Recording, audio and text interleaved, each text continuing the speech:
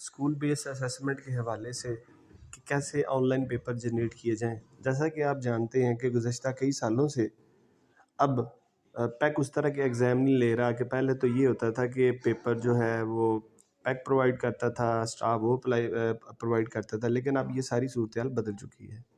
अब ये है कि जो क्लासेस हैं प्राइमरी एलिमेंट्री उनके जो पेपर हैं वो पैक फैसिलिटी प्रोवाइड करता है कि आप ऑनलाइन उसको आइटम को यूज़ करते हुए क्रिएट कर सकते हैं। तो आज उसके हवाले से ट्यूटोरियल देखेंगे कि कैसे जो है ऑनलाइन पेपर जो है जनरेट किया जाता है। पैक ने IBS एक सिस्टम बनाया हुआ है आइटम बैंक सिस्टम, जिसकी मदद से आप पेपर जनरेट करते हैं। अब इसमें दो तरह की सूरत हाल है। एक वो पेपर जो आप सारे खुद जनरेट करेंगे, यानी मोस्टली लाजमी जो मजमून है उनके पेपर आप खुद जनरेट करेंगे। मिसाल के तौर पर इंग्लिश, इस्लामियात, नाजरा, तर्जमातुल कुरान, इखलाकियात, साइंस, रियाजी, माशरती आलूम, तारीख़ व जोग्राफिया, कंप्यूटर एजुकेशन और उर्दू। इनके आइटम बैंक आपको पैक प्रोवाइड कर रहा है, यानी आप ये पेपर ऑनलाइन जनरेट करेंगे। लेकिन इसके अलावा कुछ मजमून ऐसे हैं जैसे ड्राइंग, होम इकनॉमिक्स, ज़राअत, अरबी, फ़ारसी और पंजाबी। इसके जो ट्यूटोरियल्स हैं, इसके जो पेपर हैं वो आप ऑनलाइन जनरेट नहीं करेंगे, बल्कि ये जो मुतलका आपके स्कूलों के अंदर टीचर पढ़ाते हैं उनसे कहें कि आपने पैक के पैटर्न के मुताबिक आपने ये पेपर जनरेट करने हैं। तो ये सबसे पहले आपने देख लेना है कि कौन से पेपर हैं जो आपके ऑनलाइन जनरेट होने हैं और कौन से पेपर वो हैं जो आपके टीचर ने खुद बनाने हैं, पहली चीज़। और दूसरी चीज़ ये है कि आप एक टीचर्स के साथ मीटिंग करें, मीटिंग करके उनसे पूछ लें कि आप जो सब्जेक्ट पढ़ाते हैं, इंग्लिश मीडियम पढ़ाते हैं या ऑन मीडियम पढ़ाते हैं। ऑनलाइन जो पेपर जनरेट होंगे उसके अंदर दोनों ऑप्शन मौजूद है।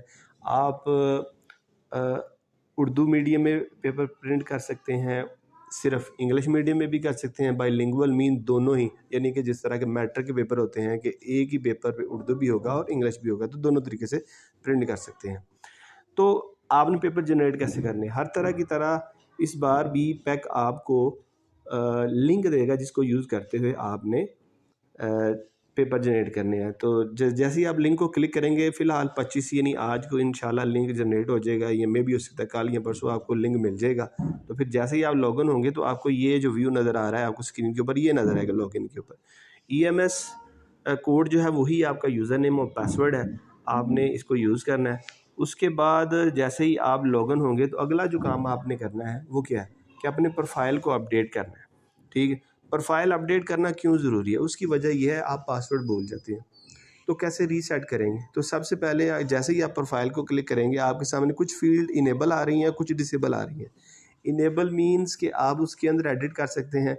जिस तरह आप अपने स्कूल का जो स्टेटस है, लेवल है, वो हाई करना, हाई है, मिडल है या प्राइमरी जो भी है।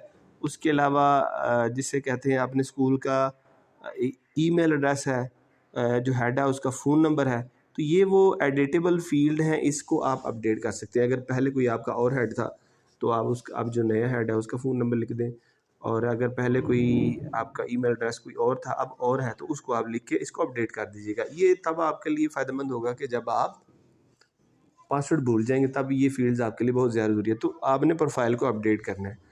उसके बाद आपने जो दूसरा काम करना है, अपना पासवर्ड चेंज करना है, क्योंकि EMS ही आपका यूज़र नेम और पासवर्ड है। अगर आपने चेंज ना किया तो कोई भी आपके पेपर जिसे कहते हैं कि लॉगिन होके वो देख सकता है, तो ये सीक्रेसी नहीं रहेगी। तो लॉगिन होना है और उसके बाद आपने पासवर्ड चेंज कर लेना है। तीसरी चीज़ जो आपने मलहूज़ खातिर रखनी है वो ये है कि इस दफ़ा उन्होंने सिस्टम इस तरह का बनाया है कि एट अ टाइम आप एक ही यूज़र लॉगिन होगा। मीन्स अगर आपने मोबाइल से लॉगिन किया हुआ है तो आप जाके किसी लैपटॉप पे अगर लॉगिन करने की कोशिश करेंगे तो वो नहीं होगा। यानी एक टाइम पे आप मोबाइल से लॉग ऑफ हो, फिर जो लैपटॉप है उससे लॉगिन हो, तो आप एक वक्त के ऊपर एक ही बंदा यूज़र लॉगिन रहेगा। उसकी वजह शायद यही है कि ताकि ज़्यादा सिस्टम बिजी ना रहे। ठीक है।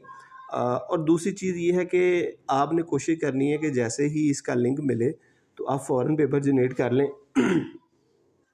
सॉरी, क्योंकि अमूमी तौर पर यही देखा गया है कि जैसे ही टाइम लास्ट पे आता है तो बहुत ज़्यादा लोग पेपर जनरेट करने शुरू करते हैं, उसकी वजह से सिस्टम ओवरलोड हो जाता है, और सिस्टम ओवरलोड होने की वजह से पेपर के जनरेशन के अंदर प्रॉब्लम आती है। तो जैसे ही आप अपना पासवर्ड चेंज करेंगे, फिर जो नया पासवर्ड लगाया उसके मुताबिक लॉगिन हो, तो अगला जो काम आपने करना है पेपर जनरेट का करना है। ठीक है। अगर आप गौर से देखें तो ये ग्रीन कलर का जनरेट फाइनल पेपर लिखा होगा, आप इसे क्लिक करें तो आपके सामने जो स्क्रीन नज़र आ जाएगी इस तरह की नज़र आएगी।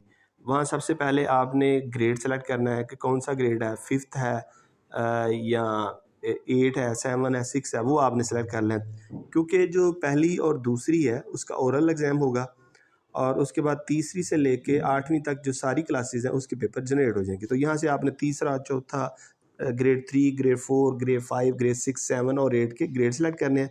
उससे अगला सेलेक्ट पेपर सब्जेक्ट, ये आपका कौन सा पेपर है, उर्दू, इस्लामियात, कंप्यूटर साइंस, इंग्लिश, तो ये आपने ग्रेड सेलेक्ट करने हैं। उसके बाद सेक्शन, अब आपके स्कूल के अंदर अगर 3 सेक्शन है तो आपने 3 पेपर जनरेट करने हैं। इस सिस्टम के अंदर 10 सेक्शन के पेपर जनरेट हो सकते हैं, तो आप हर सेक्शन का अलहदा से पेपर भी जनरेट करेंगे। जैसे जैसे आप जनरेट करेंगे आपके ऑटोमेटिकली पेपर जनरेट होते जाएंगे, और जब पेपर आपके जनरेट हो जाएंगे जिस तरह के आपको जनरेटेड पेपर है इस तरह आपको नज़र आ जाएंगे। हर पेपर जो जनरेट होगा उसके साथ उसके रूब्रिक्स यानी उसकी की भी साथ ही डाउनलोड हो जाएगी। ठीक है, तो आपने सबसे पहले यही करना है कि आपने पेपर को फ़ौरन जनरेट करना है और उसको डाउनलोड करके आपने सिस्टम में रख के उसकी प्रिंटिंग करवा के रख लेनी है। 10 तक टाइम है पेपर जनरेशन और उसकी प्रिंटिंग का, और 10 के बाद जो है आपकी डेट शीट शुरू हो जानी है। तो इस चीज़ को आप श्योर कीजिएगा कि आपने 10 तक हर तरह से प्रिंटिंग करके मुकम्मल कर देनी है। डिस्ट्रिक्ट आपको डेट शीट देगा, फिर उसके मुताबिक आपने सब ने एग्ज़ाम को फॉलो करना है। शुक्रिया, थैंक यू वेरी मच। तो उम्मीद है कि आज का ट्यूटोरियल से आपको थोड़ी सी हेल्प मिली होगी। अगर आपको फिर भी कोई प्रॉब्लम हो तो आप यू मे क्वेश्चन ऑन किला मसीतियन YouTube channel. Thank you so much.